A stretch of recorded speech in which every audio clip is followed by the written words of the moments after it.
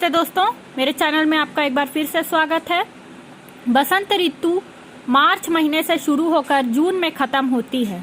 ये मौसम स्वास्थ्य के लिहाज से बहुत महत्वपूर्ण होता है और काफ़ी खुशनुमा भी होता है, क्योंकि इसमें गर्मी का मौसम जाता रहता है और वर्षा ऋतु स्टार्ट होती है। तो इस मौसम में हमारे अंदर कफ आमतौर पर बनता है। इस मौसम में शरीर में कफ दोष की वृद्धि होती है और ऐसे में सूर्य की गर्मी तेज होने के कारण इसे बाहर निकलने में बड़ा दिक्कत होता है।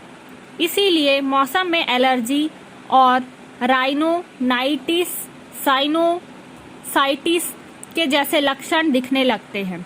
तो मैं आज आपको 6 टिप्स बताने जा रही हूँ जिसे करने से इसमें राहत मिलेगी।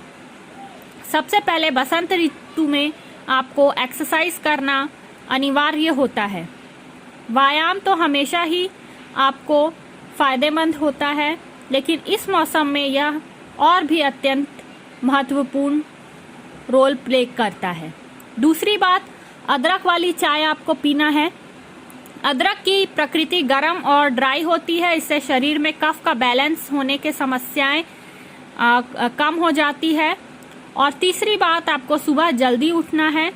उठते ही साथ आपको नींद और कफ में एक ऐसा गुण होता है कि जब आप सुबह काफ़ा समय तक सोए रहते हैं तो सूर्योदय के बाद हमारे शरीर के अंदर का काफ़ा लेवल अपने आप ही बढ़ा होता है।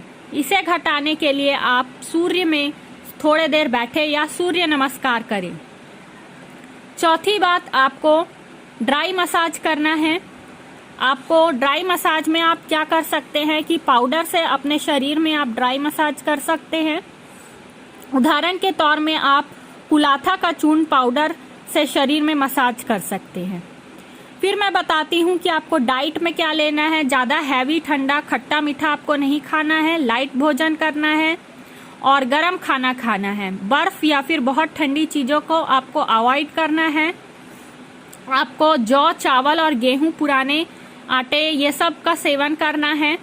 और आपको दिन में कम से कम सोना है, क्योंकि आप जानते हैं यदि आप सोएंगे तो खाना पाच पाने में काफ़ी दिक्कत होती है और इससे आप देखेंगे कि आपका कफ का लेवल भी बढ़ता है। आपको इस मौसम में शहद का उपयोग करना है, नीम का उपयोग करना है। और आप जानते ही हैं कि इस मौसम में आपको अदरक, काली मिर्च, जो चीज़ें आपको गर्म करती है उसका इस्तेमाल करने से आपको फ़ायदा मिलेगा।